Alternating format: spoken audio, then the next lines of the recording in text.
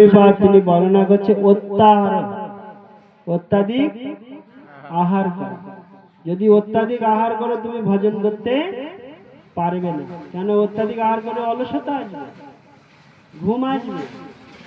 হ্যাঁ, অত্যাধিক আহার করলে কি আসবে? অলসতা আসবে, ঘুম আসবে, রোগ ব্যাধি বেশি করে দেয়। তো বলে অত্যাহার প্রজল্প, অত্যাহার আর হচ্ছে প্রজল্প। প্রজল্প করতে আমরা ভালোবাসি।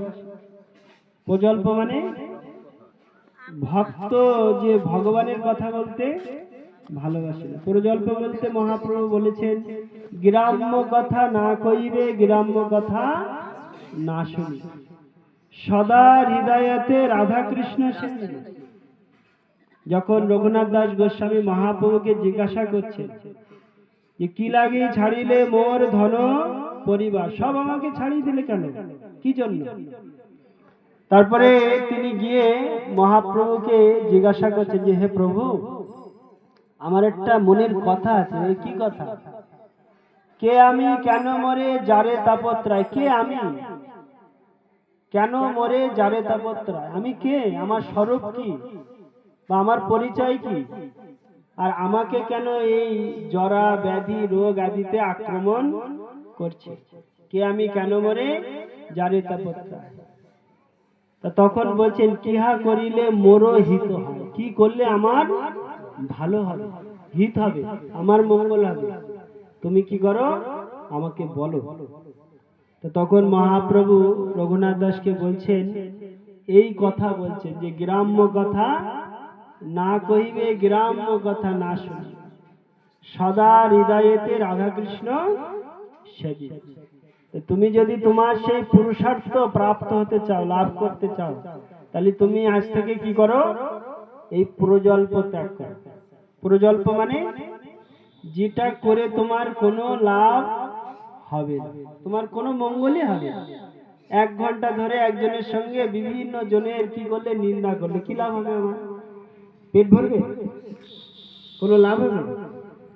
তা কোনো লাভ হবে। তা বলছে প্রজল্প, অত্যাহার প্রজল্প, নিয়ম আগ্রহ, নিয়ম খুব করবে, প্রচন্ড নিয়মে একদম এক্সপার্ট, একদম পারদর্শী। নিয়ম বলার সময় একদম বিশাল। এত 2-3 দিন ইস্কনের ভিতরে ঢুকেছে, এত নিয়ম সে বাবা। তুই আমার এই জলের বোতলে হাত দিলে আর আমি জল খাবো, হ্যাঁ, আর জল খাওয়া যাবে না। নিয়ম আগ্রহ। যদি গ্রামের সেই কি বলে, গ্রামে এখন সরকারি ট্যাব আছে, ওই ট্যাবে যদি কেউ জল নিয়ে নেয়, ওই জলে আর ভগবানের সেবা হবে। তো জল কি আকাশ গঙ্গা থেকে নিয়ে আসবে? নিয়মের প্রতি খুব এক্সপার্ট। যদি আসনে বসো, বাবারে তুই এই আসনে বসে, এই আসনে আমরা বসে খাওয়া যাবে না, এই আসন বাদ, সব বাদ, তোরা মিলিচ্ছ। তো নিয়মের প্রতি খুব আগ্রহ, নিয়ম আগ্রহ। কিন্তু নিয়ম কি জন্য করা উচিত? নিয়ম যে আমি খুব পালন করছি, একদম ভোরবেলা থেকে ঠাকুর ঘর মুছে মুছে মার্বেল একদম পরিষ্কার করে ফেলেছি, একদম একদম মার্বেল মুছে একদম পরিষ্কার। সারাদিন কাজ করতে করতে করতে করতে আর হরিনাম করার সময় নেই, নামের করার সময় নেই, শুধু মার্বেল বুঝতে বুঝতেই জীবন শেষ। তো নিয়মের প্রতি খুব আগ্রহ। এই তুই ওটা ছুঁয়ে দিলি, এই এটা করলি, এই বলা হয় সূচিবাদ। ও ধীরে ধীরে ধীরে ধীরে ওর মস্তিষ্কটা কি হবে? সূচিবাহিত হবে। নিয়ম মানে নিয়ম করে ভগবানের ভজন করা।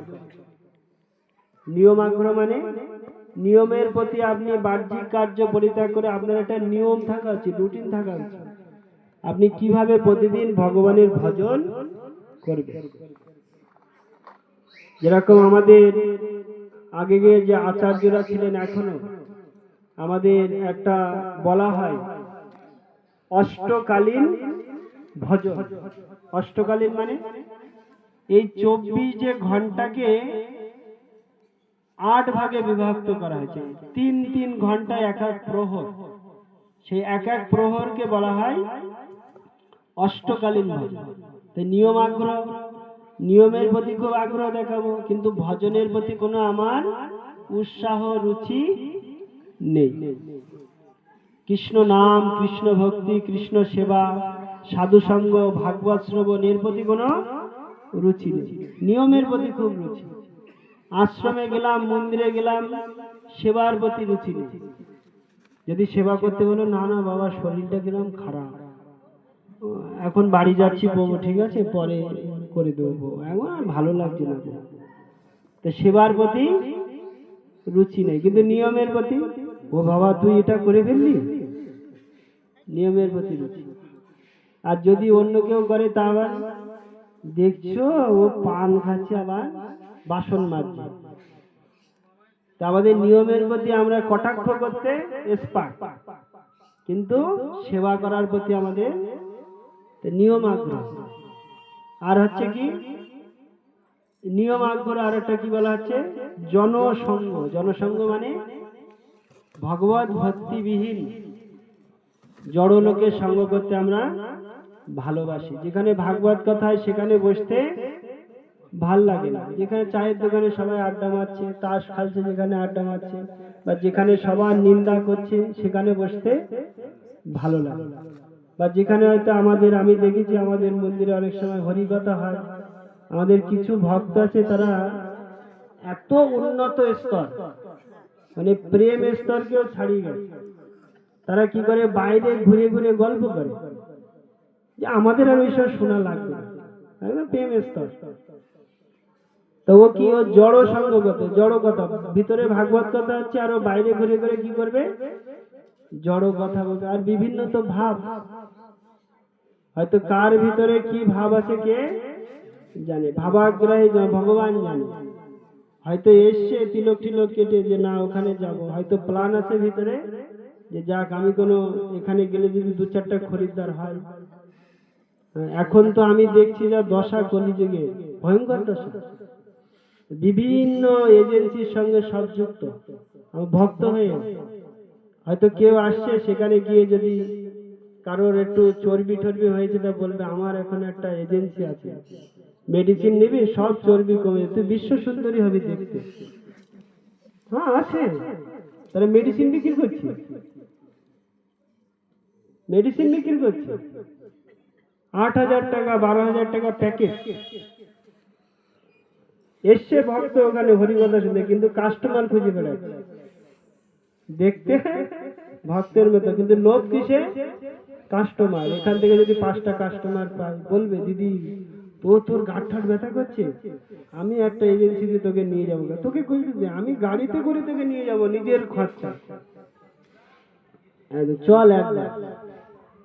এরকম এখন ঢুকে গেছে সরিষার ভিতরে ভূত।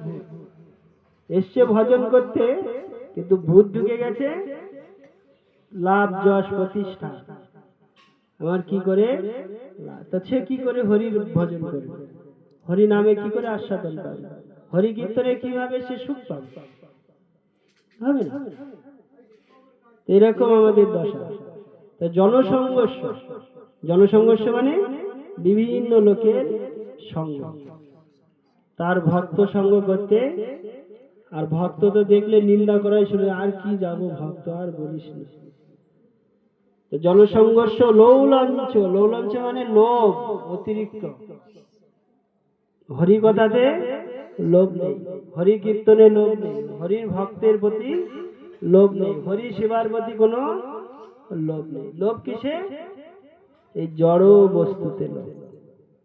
তো বলছে এগুলো হচ্ছে আমাদের ভক্তির কি হবে, আমাদের ভক্তিকে বিনাশ করে।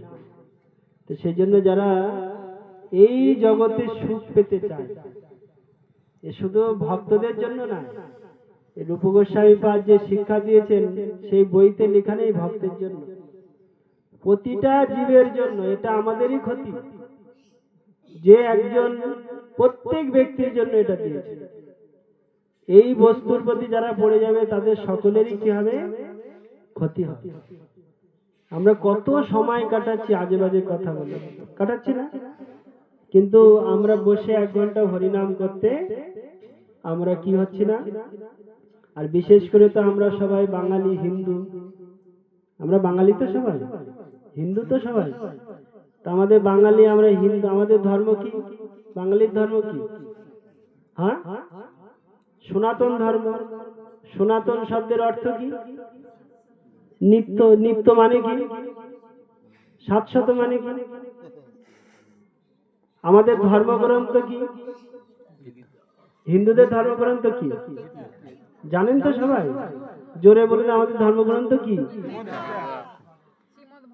আমাদের ধর্মগ্রন্থ, লজ্জা লাগে আমাদের বাঙালিদের বলতে, নিজেদের ধর্মগ্রন্থের নাম বলতে আমাদের লজ্জা লাগে। গীতা। আমাদের ধর্মগ্রন্থ কি? শ্রীমদ্ ভাগবত গীতা।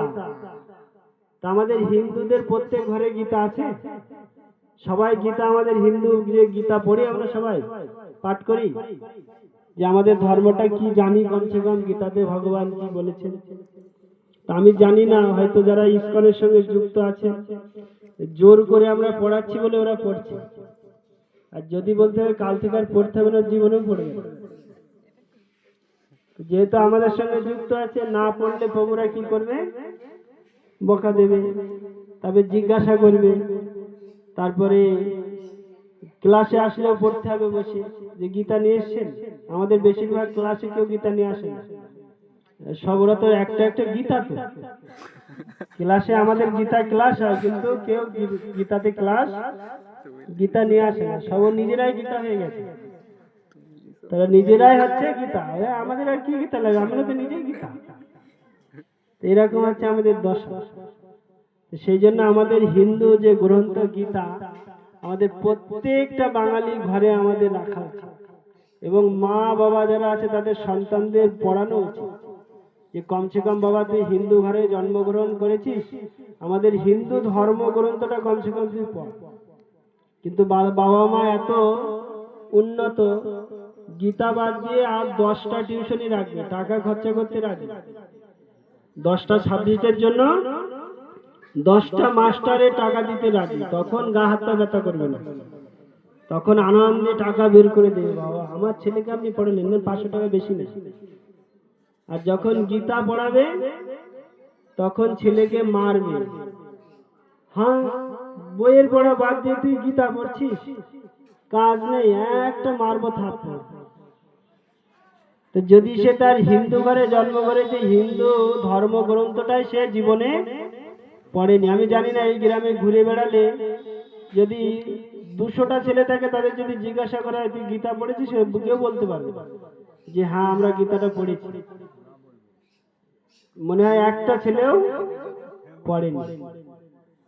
হয়তো 100টা ছেলেকে জিজ্ঞাসা করেন যে গীতা, আমাদের হিন্দু ধর্মগ্রন্থ গীতা পড়েছো? ও পড়ে। হিন্দু ঘরে জন্মগ্রহণ করে আমাদের গ্রন্থ আমরা পড়ছি না। এত সুন্দর আমাদের এই ভাগবত গীতা, ভগবান এত সুন্দরভাবে বর্ণনা করেছেন। তো সেই জন্য আমাদের এই ধর্মগ্রন্থ আমাদের ভালো করে পড়া উচিত।